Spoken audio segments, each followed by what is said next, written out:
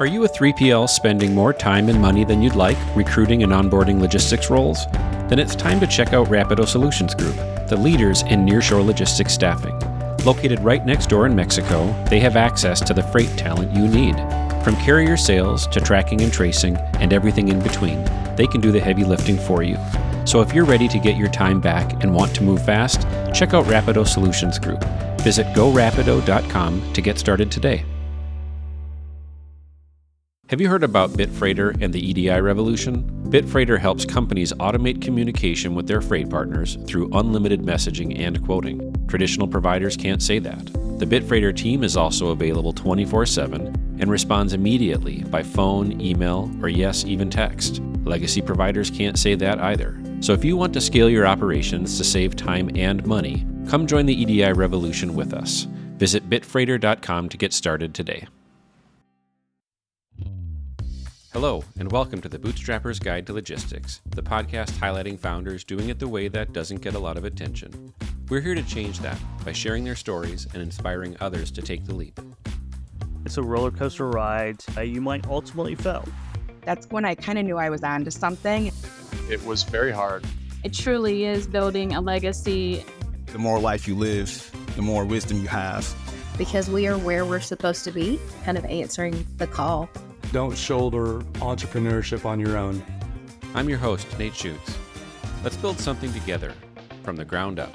You've got an amazing founder story. I know some of it already, but I just want to stay on this theme of other founders in the industry that are having an impact and maybe not even realizing it.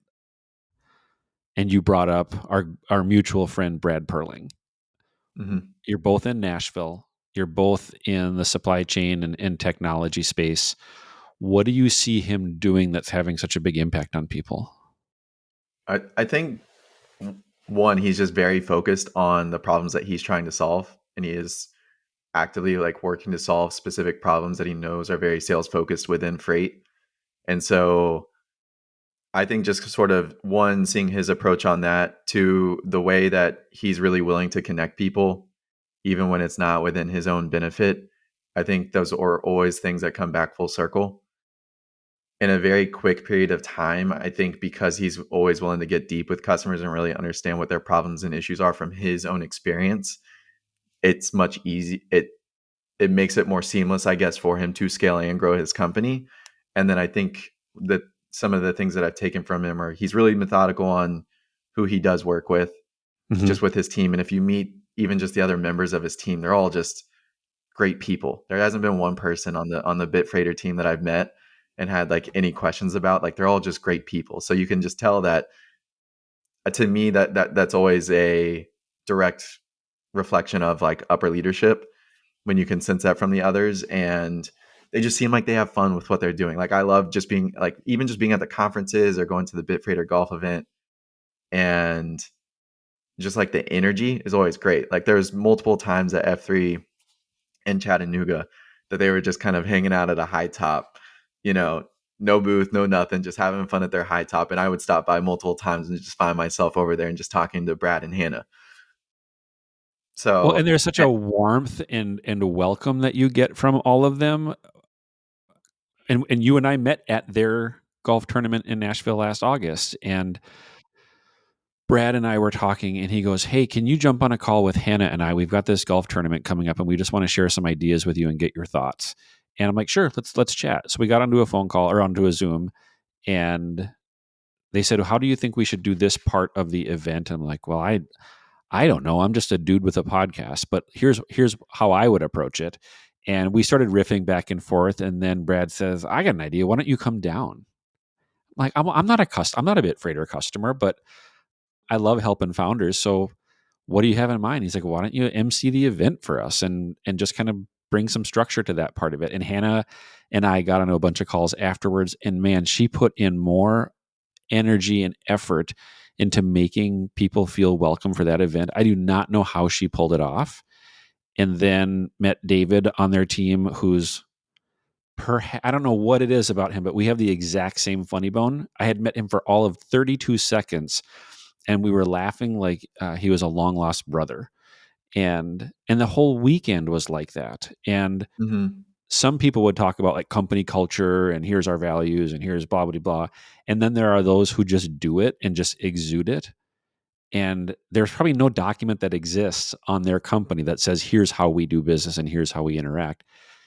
They have just found their people. And Yeah. and then it shows up in every single, because at the Manifest conference, it was the same way.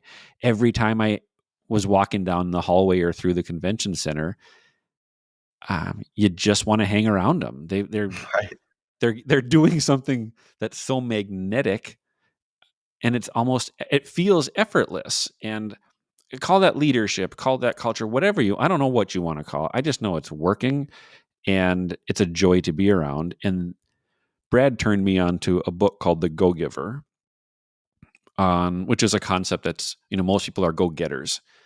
They want to Right. go out and they get something for themselves. And Brad's like, Nate, I want you to read this book. And I get a lot of book recommendations. I'm a busy guy. But if somebody recommends that I buy a book, I do it 100% of the time. Half the time it's garbage, to be honest.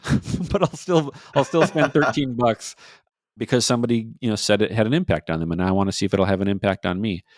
And I read that book and I called Brad and I said, now I understand how you run your business and why it's working so well, because you're just out there adding value to other people with no expectation in return. The return comes. It just doesn't come in the way that you expect or the time that you expect. And when you offer exponential value to other people, they're always very happy to see you. Of course. Like, why Right. wouldn't they be? And it's such a simple premise, but it's not about like the action. It's about like the posture of your heart. And if your posture towards others is generosity and service, wow, like it's a relaxing person to be around, because we're so used to being sold to all the time or Correct. targeted, and it doesn't feel real because it's not. And he's like, hey, I think we do some good work for companies, and if they see it too, we'd love to partner with them. And if they don't, best of luck, and they're on their Hmm. way. I'm not surprised that was the book recommendation. It's funny. Him and I have not talked about that book. We talked about another sales book recently that, ironically, him and I are both reading at the same exact time. But I've heard of that book. I already feel like I know what the general principles of it are, and I already just know that he lives it, because there's so many times where, like, he even just looped me in with the first guy that I actually met at his golf event when you were speaking, and I was sitting at the table. The guy that I was talking to, he actually just looped me and him in on a text message yesterday. Just, he's like, you guys just need to chat. Nothing, like, that's it, and it's just constantly that, where he's recommending that, or discussing product ideas, being very direct and honest, or even just like the ways that he thinks that I can grow the company. And it's just good because him and I can just riff on that stuff, and I'll explain to him what I'm doing that is working for me, or what I feel is not working, or what I've tried. And it just feels organic. Like, we're not trying to get more out of one another. Like, I just feel that I've just got a good founder friend that we can just openly talk about this stuff with. And it was funny, in one of my last conversations with him, it was just more so like, you can call me anytime on the weekend, man. Like, this is just what I'm doing. He's like, it's the exact same over here. It doesn't really matter what time of day, anything, and he's got his family and he's always running around with the kids and whatnot. But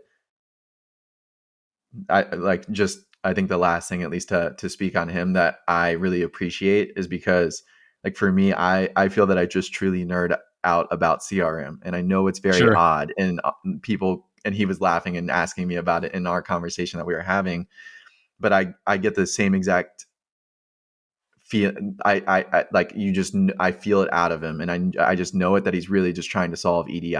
Like, he genuinely Uh-huh. cares about that world and being able to help people with it.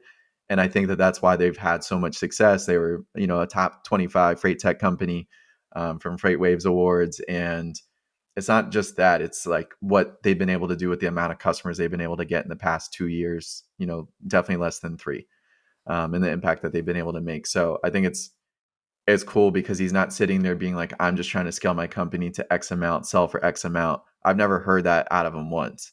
Not It's once, me just, he's neither. just trying to help people. And I feel that I take that same exact approach, and it's super refreshing to be surrounded by that kind of person. Well, I mean, it's the Nashville supply chain entrepreneurship vibe. Andy Shields, same approach, different business. And I know that the two of you worked together at some point. Right. Twice. Andy and I, when we first met, he calls me Nate Dog. Every single time we Yeah, talk, double G. and every single time I can't help it. It makes me smile. It makes me laugh. And so whenever I know Andy's rhythms, he stays home late in the morning to get his kids fed, breakfast with the family, and then off to school or whatever they've got going on. And then, sometimes we talk in the evening and he's in the kitchen, he's making dinner for his family with his wife. And he has integrated his life's work and his family. It's so symbiotic, and he's an intense guy too. I mean, he's very successful. He knows what he is doing. He's started one company, sold it, started the second company, having a ton of success, and yet he's got his priorities so clear. And there are a few people, if I'm on the phone or if I'm busy or I'm doing something and I look on my phone and it says Andy Shields, I'm sorry, I have to take this phone call.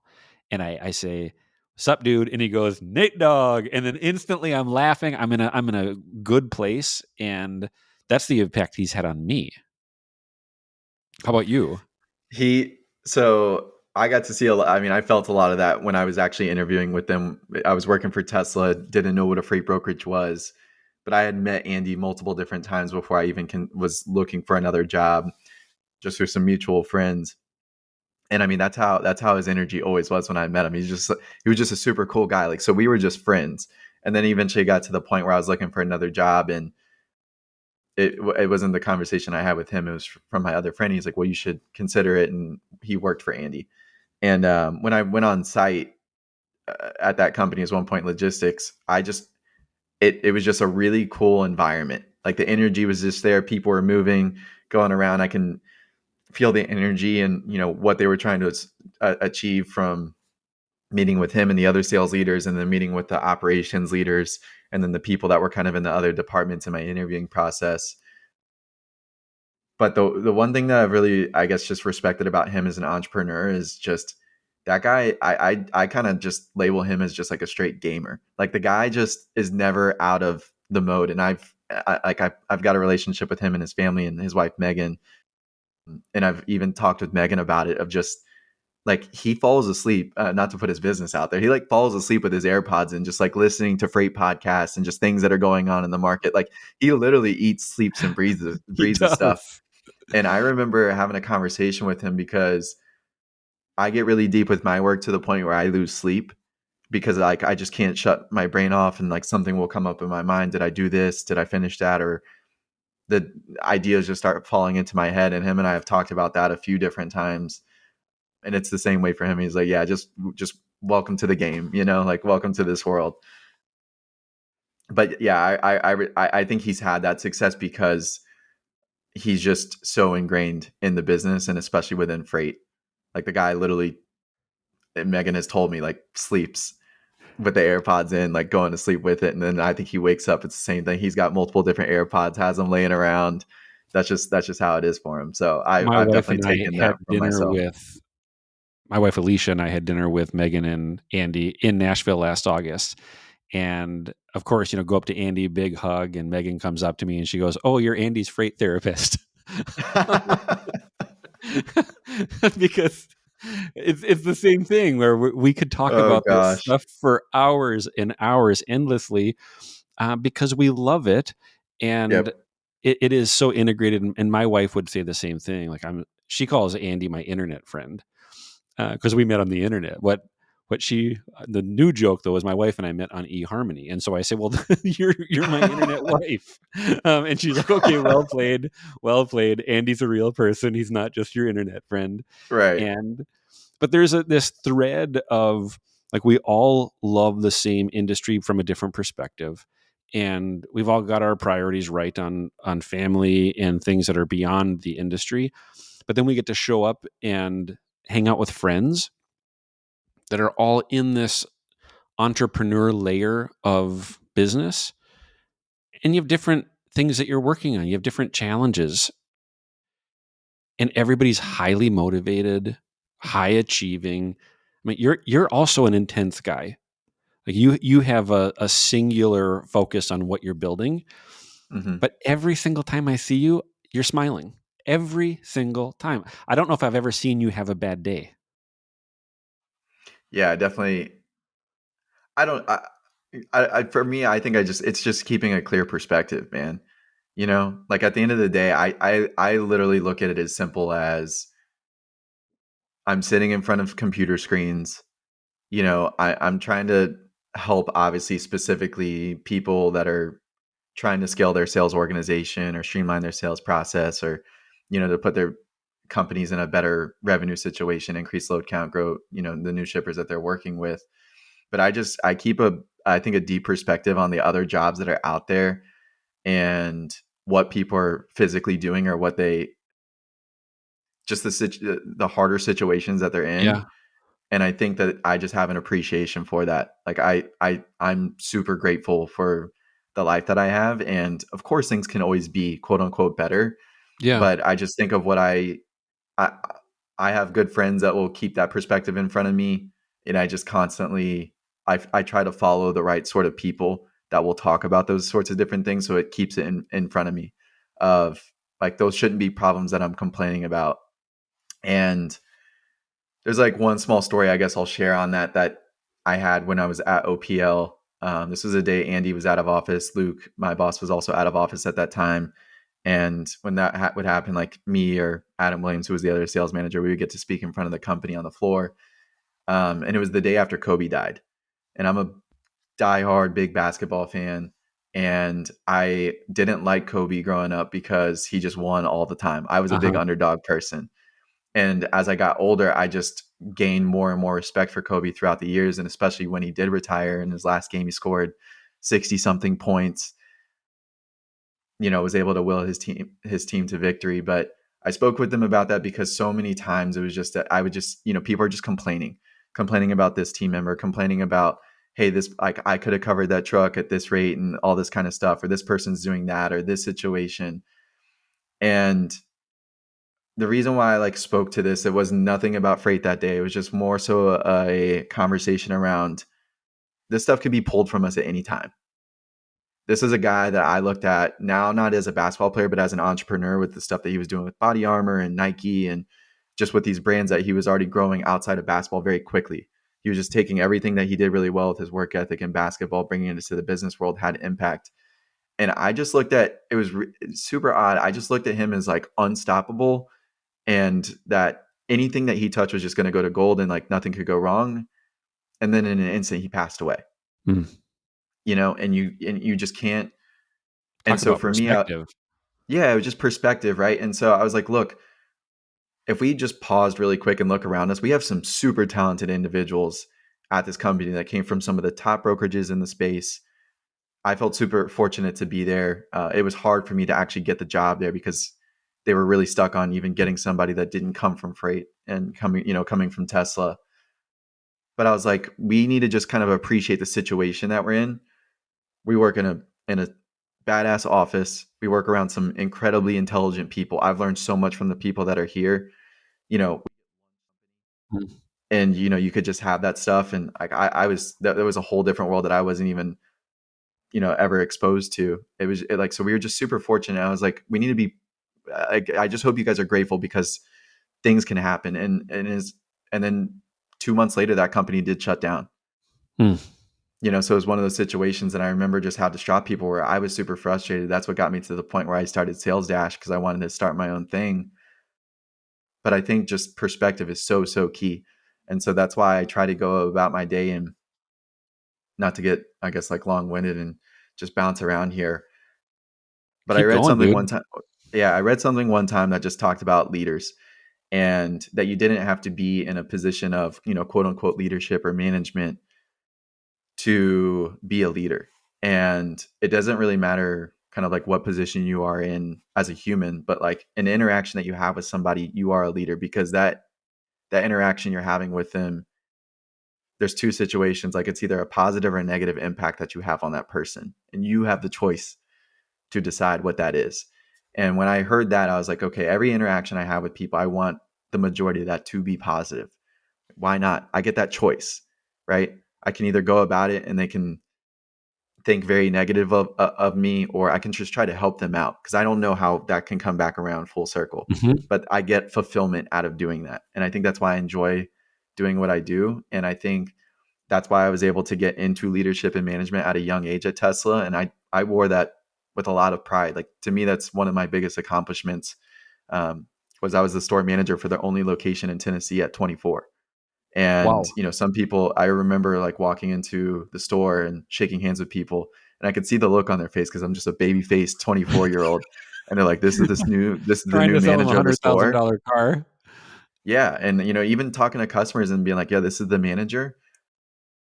But to me, there's one of two things. Like, I can get intimidated by that, or I can go prove to them like why I'm in this position, because I feel that I've earned this, and this wasn't something that was just given to me. And I do feel it was genuinely earned from what I was able to do in sales, but the impact I was able to make with hiring both the two managers that they needed out of Atlanta, I'm sure the only two stores that they had in Georgia, the results that I had as a salesperson, and just the work that I would put in. I was working 6 to 7 days a week by choice, because I was just so committed to the mission. And that's where I think it doesn't matter about experience. It doesn't matter about all those things. Like, at the end of the day, have the choice to. It's my mantra. My life Yeah. mantra is you owe you. You owe yourself an explanation for your results and the things that happen to you. And if you blame other people and scenarios and managers, those are the times where I think like people lose. And so for me, if I don't get a result, or if I don't get a customer or anything, there's something I think that I could have done better. And that has always driven me to success. And there's going to be times where I don't have it. But at the end of the day, I think that I'm giving myself a better chance to make the right kind of impact, to help people, and then to help myself succeed and take care of those around me if needed. Oh, I think I lost you there for a second. It said the last thing I heard you say was there for a second. Yeah, no, I was talking to just my life mantra being you owe you. And it comes from Eric Thomas, who's a motivational speaker. And it was when I heard that where this was when I was at Tesla, I would hear people blame leads. I would hear people blame their manager for their results and whatnot. And I just think when you do that internally and you put the onus and the ownership on yourself, that's where I think the best work comes out, is because if I have a sales rep that's not succeeding, I legitimately blame it on me. If they get fired or if something didn't work out, I legitimately blame it on me, because I think, what could I have done better to try to lead them? And I think in that, it drives the best actions and behaviors out of myself. So, So and with my teams. contrast that with this fake, let's design a consultative selling approach that fosters, connection in 30 seconds or less, and it's contrived and it feels contrived, and we know we're being sold to, and so instantly we're skeptical, as opposed to what you feel when you walk up to Hannah and Dave and Brad, which is Right. they're not trying to do anything. They're just being themselves. They're it feels effortless, because they're just being in their natural state. And so when, like, specifically in the sales arena, like, we have learned to detect BS so well, Mm-hmm. because we just feel like a piece of meat. You're Yeah. just a target, and I have an objective and a quota, and I'm going to hit that. And rather than try to teach people different techniques for how to build rapport, how about if you actually just care? How about if Correct. you like recognize you may be a solution for somebody, you may not be, but if you're there in a posture of serving them and trying to add value to them, and maybe it doesn't work out for you, but it will come back in the long run somewhere else. Aside from being more effective, it's more satisfying. It's more satisfying to build a relationship and not gain a piece of business than to not gain the piece of business and feel like, a used car salesman from the 80s. Right. I agree. There's sometimes where I have plenty of conversations where I know that there's not an opportunity, but I can still just have a conversation with somebody, and it's an enjoyable conversation, and I'm And that's okay with it. that. Yeah. Yeah. I think the one thing that, talking about Brad and them, and then also some of the issues that you just see with salespeople today, are they just a lot of it, and the reason why sales gets a bad rep in general is because people just go straight for it, and that's what makes people feel like a piece of meat. Yep. And I think what Brad does and what, I try to do, and I think what really good salespeople do, is they first take the time to try to understand who they're talking to. That's the first step. And I'm just a big observer to how people try to sell me. And when you don't understand my world and what my needs actually are, you're not going to sell me. It's just not, it's not going to happen. You have to take the time to actually understand somebody, that if there's even a problem that they're having. But when you're just going straight for the close, you're being ignored, or you're being Yep. reported as spam or blocked. Like, it's just the truth. And it's going to only happen more and more. But that's where I think it's a really simple fix. Just seek to understand first, and then actually from that actively listen and take the time to say, can you actually help this person or not? Or are you just trying to sell? And I do think that one of the issues that companies have today is when you put over aggressive goals in place that are, I'm not going to say unattainable, but when there's true no rhyme and reason behind these extremely high goals. My philosophy on this is, when you put these super high goals in place, this trickles down to your team. They feel this pressure, and that pressure goes to your prospects and your potential customers. And with that, they're not able to deliver the best quote unquote customer experience. And so with that, you're not putting your team in a, because the mental mindset of like the selling process is really, really key. You have to detach yourself from the outcome. That's going to allow you to really work to build that connection and try to form a relationship. But when it's just, we have to hit these numbers, and you're not focused on helping people, that's where I think that gets drawn out in the sales process, and it becomes more selling versus helping. Well, And and I it think a goes lot of back to that starts from the over aggressive goals. what that external pressure changes everything. There's an illustration of like an archer. I think this is from like an ancient Chinese practice. It might be Buddhist even. Of, if you ask an archer to shoot at a target for fun, he's going to hit the bullseye.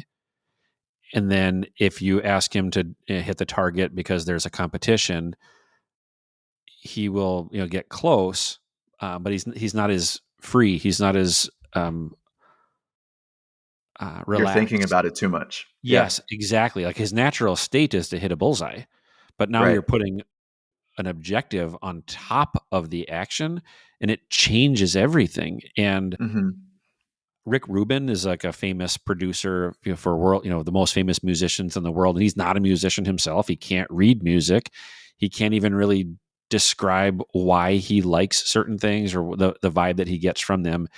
And I just saw this video of him talking about people who want to their approach to their job or to owning a business.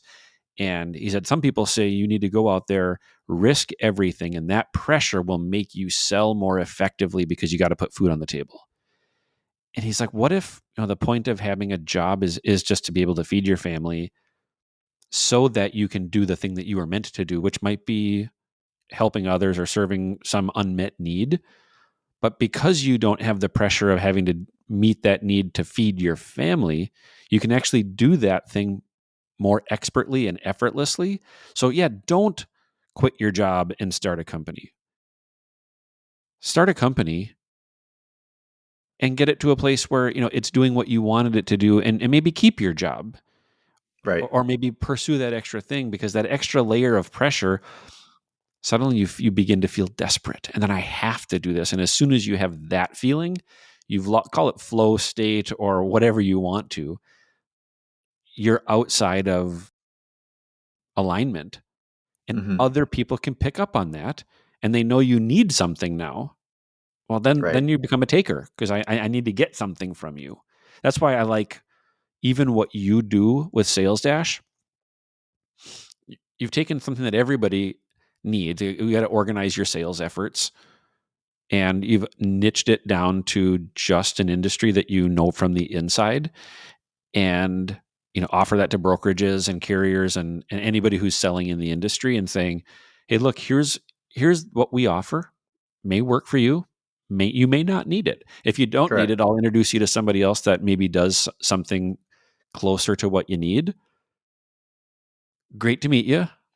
holler if you want to chat further. And you have Right. such a soft sales approach that feels effortless that it's no wonder to me that you're having success. And I know it's not easy. No. You're doing something. Building software is really hard. Yep. Selling software is even harder. Doing it in this industry, probably hardest of all. In this environment right now, darn near impossible. And yet, when we started talking a half an hour ago, you were like the smiliest and happiest and your normal self that I see every time we talk. Yeah, because I honestly, I just don't get caught up in a lot of the noise of market's bad, budgets may be Yeah. tighter, all that kind of stuff. I don't. For me, my goal is basically to plant seeds and see who can I help and or who can I not, and I'm okay with that, and I live with those results all the time.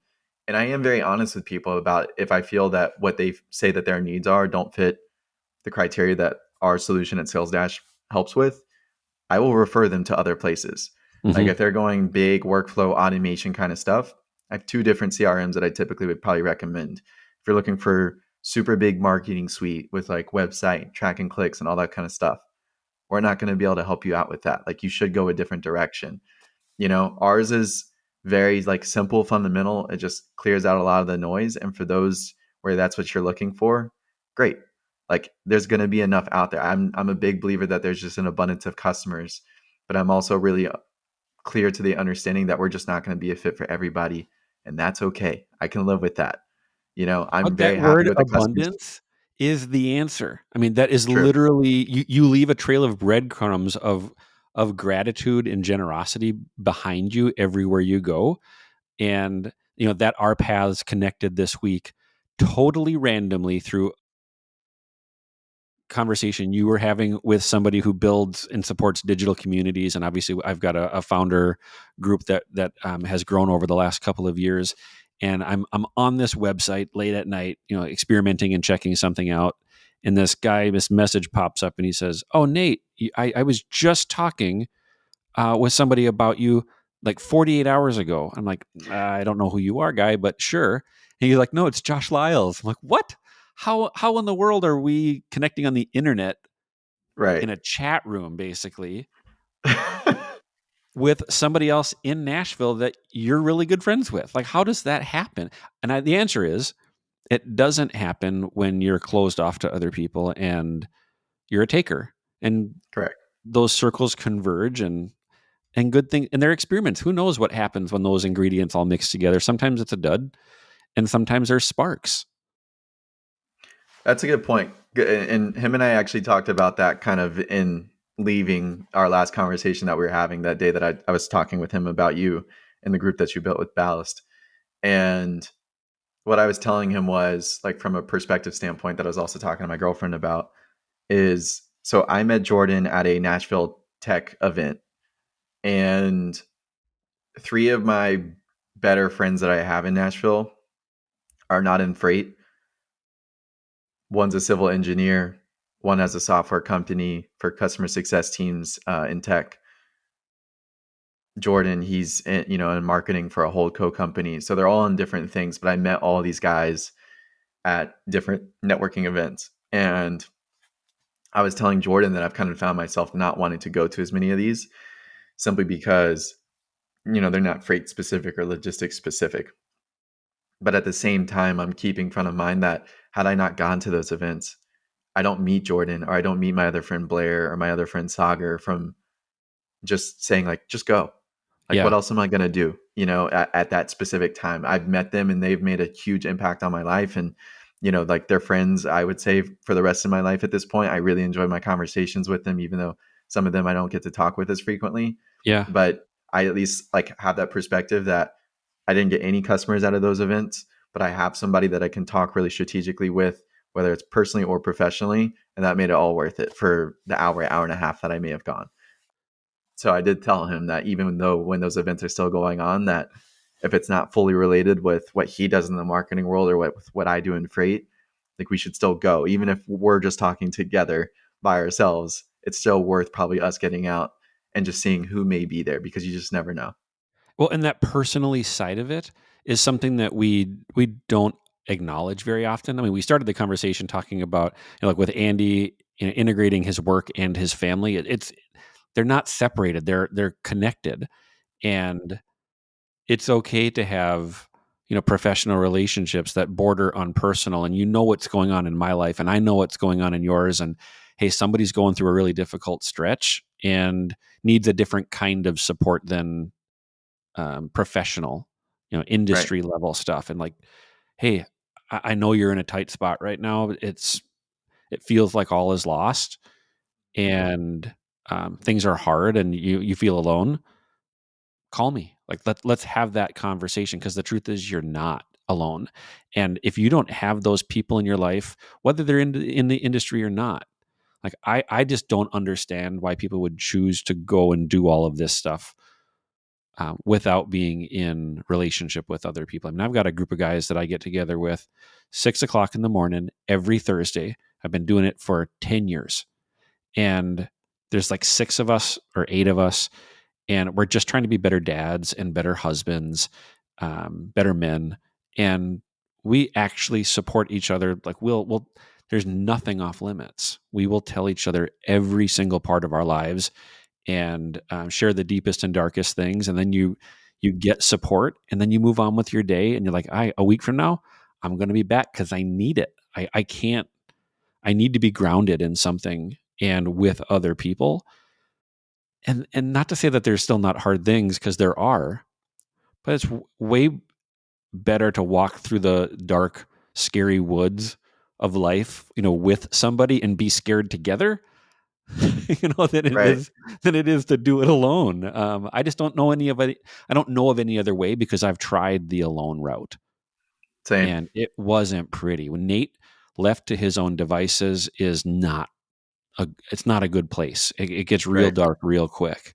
And I just choose not to stay there anymore. So I'm so glad to have, like, we started this conversation an hour ago. We've only been recording for a half an hour, but for the first 20 minutes, we couldn't shut up, because it's just so good to connect again. And Always.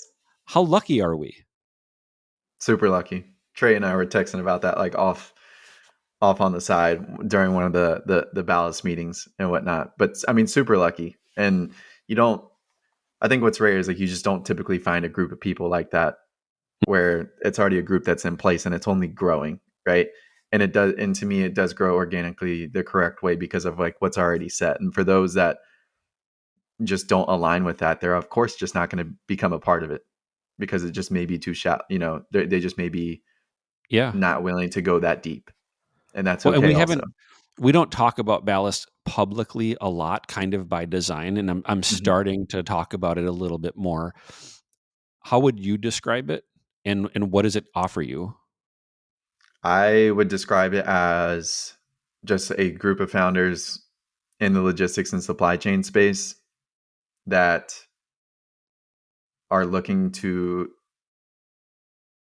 that are just very open and vulnerable about the very unique paths that we're on, but that we also just find so many similarities with the roller coaster of the days and the weeks that we go through, and the highs and the lows, but can be very honest and open about what is going well, but also just what's not going well.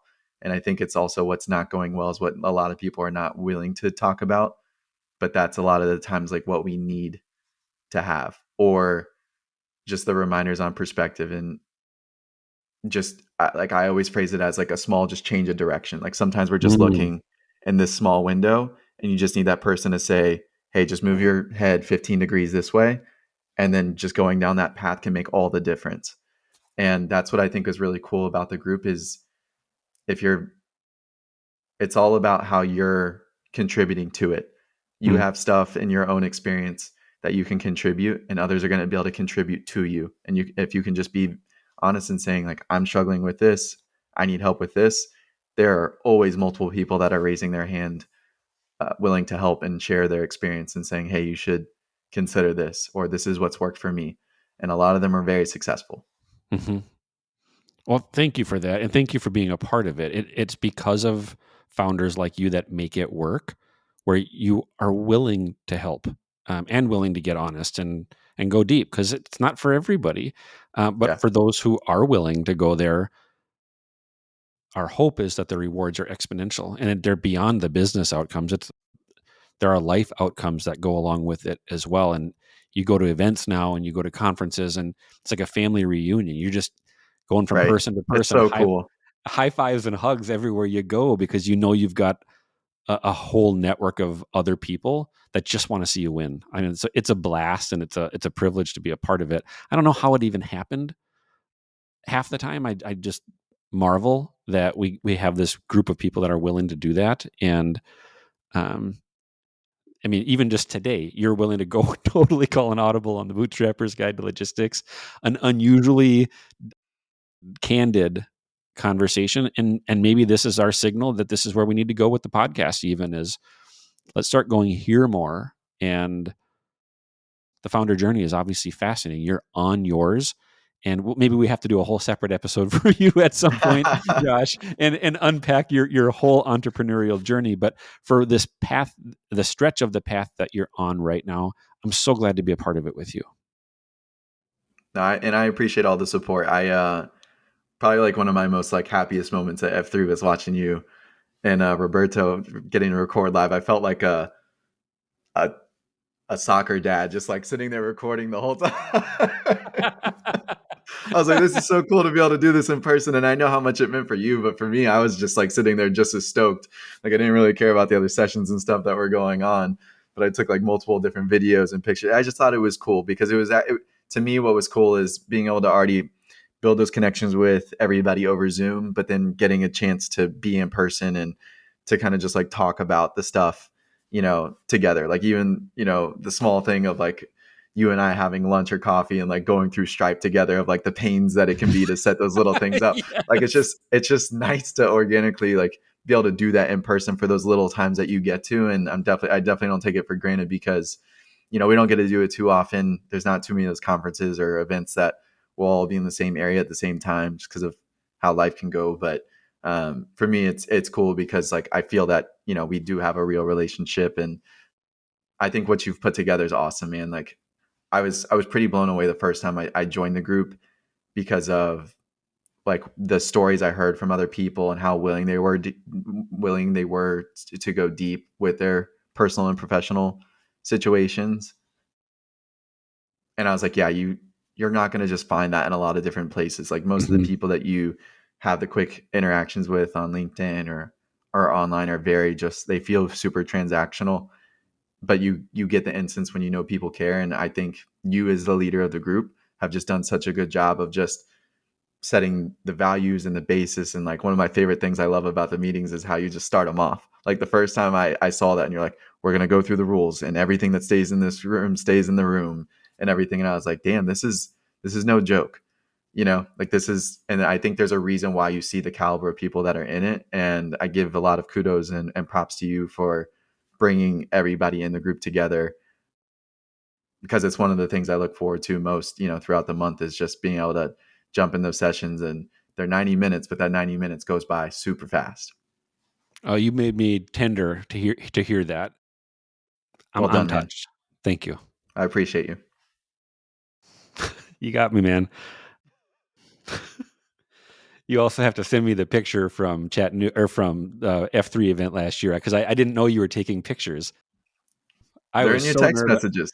I was so nervous to do that. I had never done video before, and it's a bigger stage, and I like private and one-on-one conversations. That's my home base. And so knowing that you were there and a handful of others were watching and cheering us on meant a ton to me. So I received that and I accept it, and I'm glad to know you, and I'm rooting for you. Likewise, brother. I appreciate it. Thanks for a great chat. This is fun. Thanks for listening to another episode of the Bootstrapper's Guide to Logistics, and a special thank you to our sponsors and the team behind the scenes who make it all possible. Be sure to like, follow, or subscribe to the podcast to get the latest updates. To learn more about the show and connect with the growing community of entrepreneurs, visit logisticsfounders.com. And of course, thank you to all the founders who trust us to share their stories.